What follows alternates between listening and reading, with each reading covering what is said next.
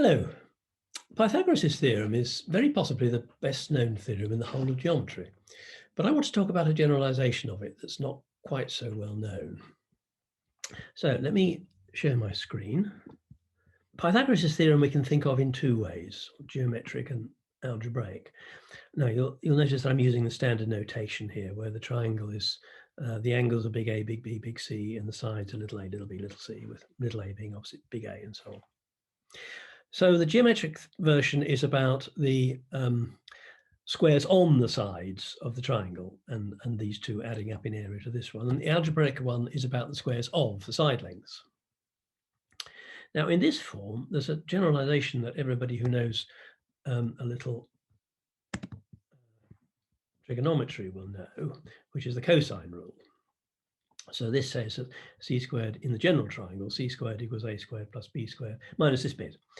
And this is a definite generalization, because if the angle C is a right angle, then its cosine is 0. So this isn't there. So this just say a squared equals b, c squared equals a squared plus b squared. And so we can think of this as a sort of correction for when C isn't a right angle.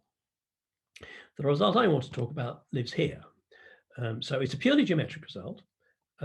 It's about the areas of rectangles that happens. And yet it sort of is the cosine rule without any cosines in it. In fact, it doesn't need any trigonometry to either state the theorem or to prove it. And yet it's sort of saying the same thing as the cosine rule. So my plan for this video is first of all to introduce this result to you, and we'll play with it a bit and see how and see that it really is a generalization of this version of Pythagoras. And then I shall explore this length and see how it is that it really is saying the same thing as the cosine rule. And finally, I shall prove it. And I shall prove it in a couple of ways. And of course, because it is a generalization of Pythagoras, the proofs will be proofs of Pythagoras' theorem. And in fact, they're both based on very well-known proofs of Pythagoras' theorem, which quite simply can be adapted to prove this more general result. So here we go. So the better proofs of Pythagoras' theorem prove rather more than just that this square and this square add up in area to this one. What they show, in fact, is that the two pink rectangles are equal in area and the two green ones are equal in area once we've dropped this perpendicular down from C. And of course, that does mean that these two add up to what these two add up to, which is the bottom square. And it's this stronger version that we're going to generalize. So let's make the well, we'll get rid of those, and let's make it a acute angle to start with. So to get our new result, we now need the other two perpendiculars. We need that one and that one. And then what the result is that those two rectangles have the same area and those two rectangles have the same area. So we still got the squares on the sides of the triangle, but we're only using parts of these squares. Now, that is a definite generalization, because if we go back to it being a right angle, and this button will lock it into exactly right angle, we see that it's saying exactly what it was before, because those perpendiculars that we dropped have now just become the sides and the sides of the squares. So there we are. And if I put the values in, the area values, you can see that, well, at least GeoGebra thinks the result's true. Oops, come back to that. So yeah, the pink one's equal to the pink one and so on. So that's what the result looks like when the triangle is acute angled, but excuse me, what if it isn't? So let's try making the angle C obtuse. Now watch what happens to the two rectangles at the top. They outgrow the square they live in, but the theorem still says they're equal. So I'll just get rid of the green one for the moment. You might see it a bit more clearly.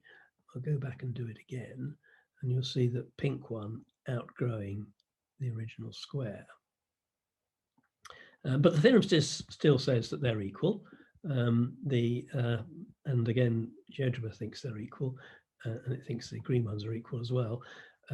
But now, of course, the green and pink ones overlap, which is a bit odd, but there we go. Okay, now let's have a look at what happens when one of the other angles are obtuse. This is actually rather, whoopsie, this is rather more complicated. So let's make, oh, I got too big, haven't I? Come back. Okay. Let's make the angle B obtuse and see what happens. First of all, we'll see what happens to the to the green rectangle. This is fairly straightforward.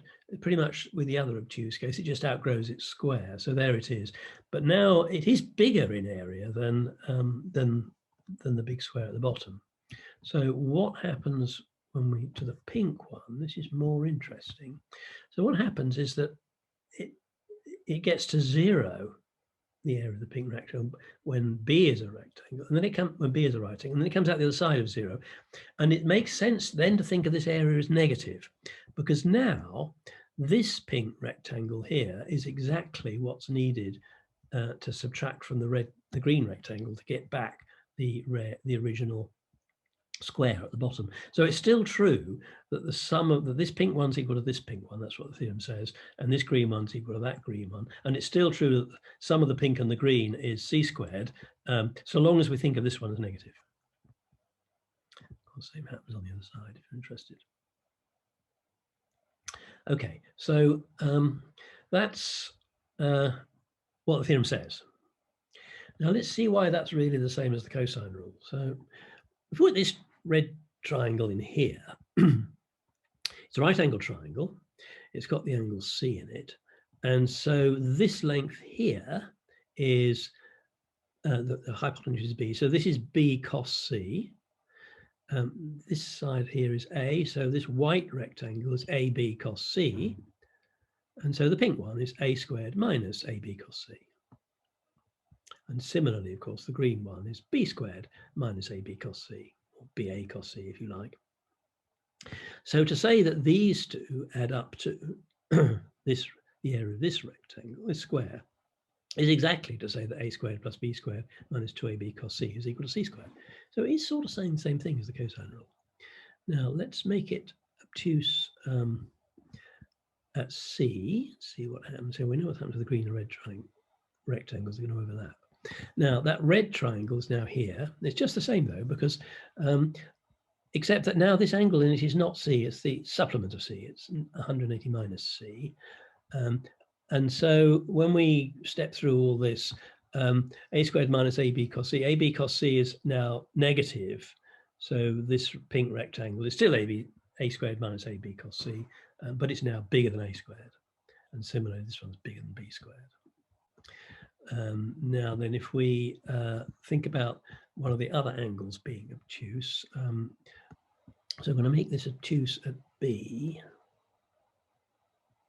And now, if you put this red triangle in, it's big now, here it is, but it's still got the angle C and it's still got this side B, so this is still B cos C. And so this big thing here is now AB cos C.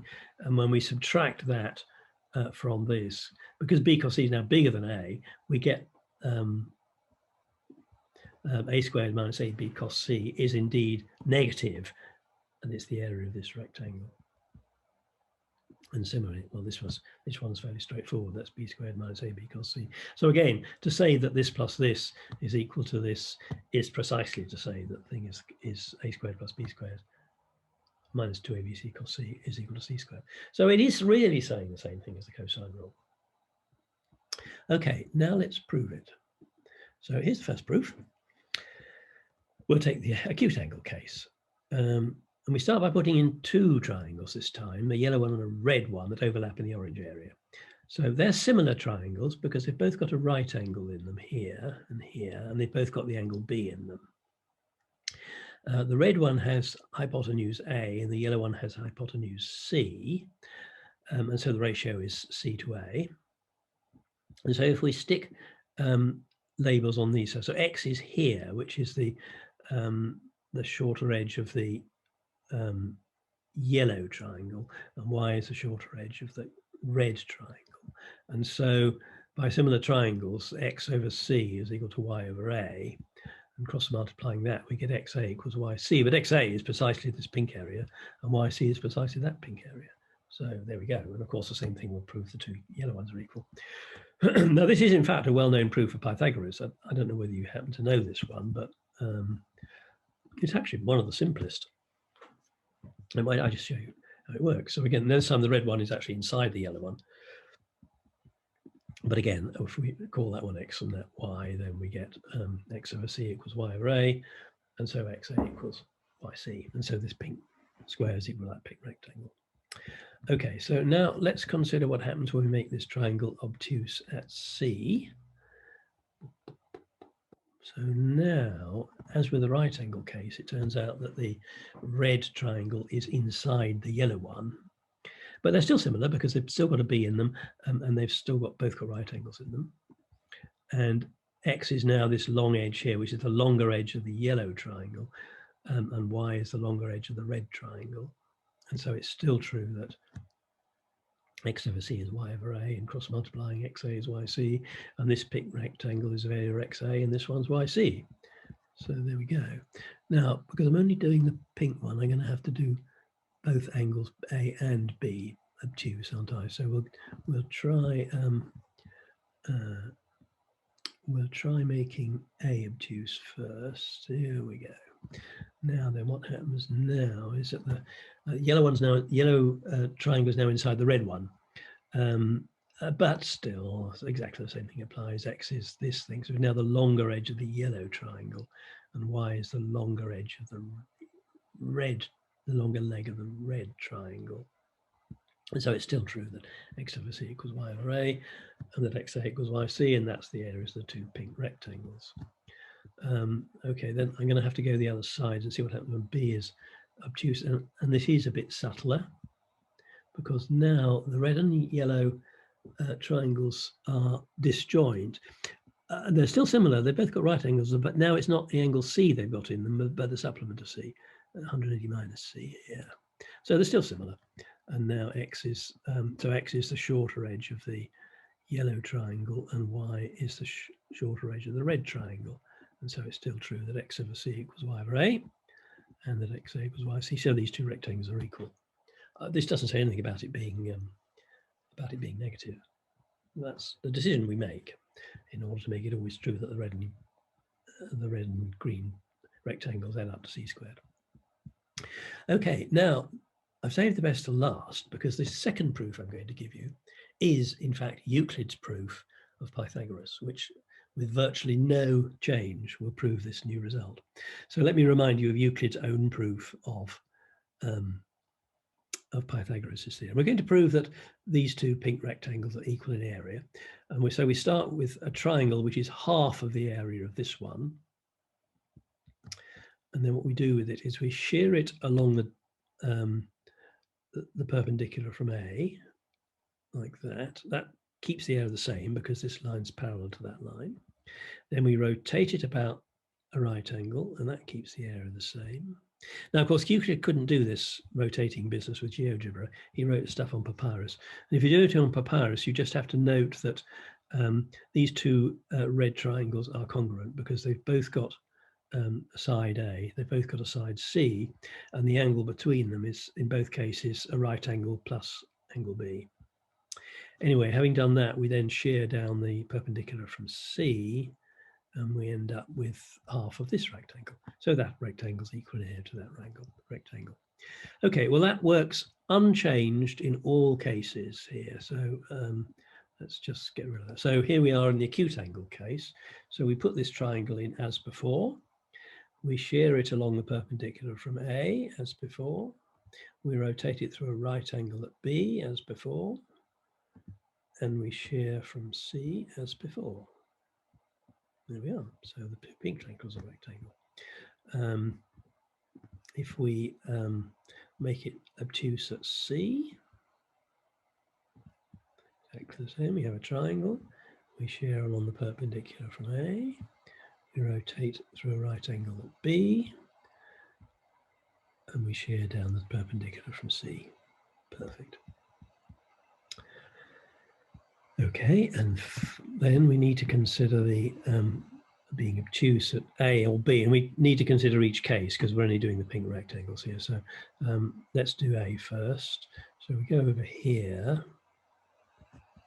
right? So now we put the triangle in, we shear it down the perpendicular from A, we rotate it through a right angle at B, and we shear it down the perpendicular from C. Done.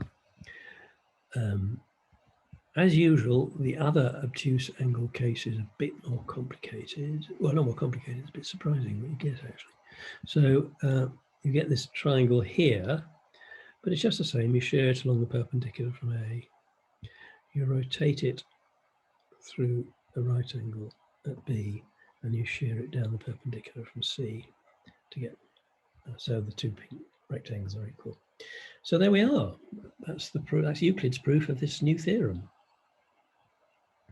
So that's what the new theorem actually says. It's hard to express it without taking the three cases separately, actually. You can do it in words and find a form of words which applies to all three cases, but it's pretty obscure. It's easier, I think, just to stick with the three cases. So in all three cases, what it's saying is that the two pink rectangles are equal in area and the two green ones are equal in area, just as Euclid's proof shows for the right angle case. So there we are. But the only thing remains to say is that I don't know the name for this theorem, or even if it's got one. I have a reference for it from 20 odd years ago. Bibi in French published an article about it in Mathematical Gazette, but I've never seen it being given a name.